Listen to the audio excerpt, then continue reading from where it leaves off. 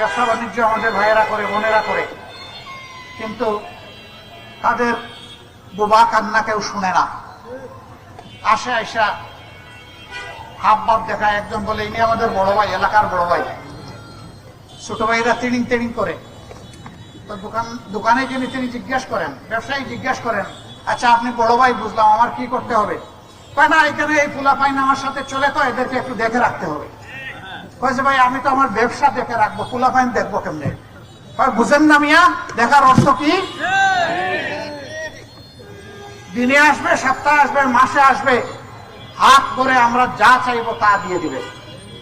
বলবে আমি গরিব একজন মানুষ, সাধারণ একজন মানুষ, স্বল্প পুঁজিতে ব্যবসা করি, আপনাকে দিলে আমার ব্যবসা চলবে কেমনে? স্পর্ধা তো আপনার কম নয়, বড় ভাইয়ের সাথে আপনি তর্ক করেন।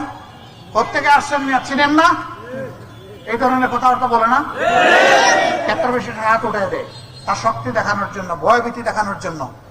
আমরা আপনাদেরকে আশ্বস্ত করছি, আল্লাহ তাআলা আপনাদের ভালোবাসায়, আপনাদের সমর্থনে, আল্লাহ তাআলার ইচ্ছায় যদি আমাদেরকে এই দেশবাসীর খেদমত করার সুযোগ দেন, আপনাদেরকে হাতে সাথে নিয়ে সমস্ত দুর্বৃত্তদের হাতকে অবশ করে দেওয়া হবে।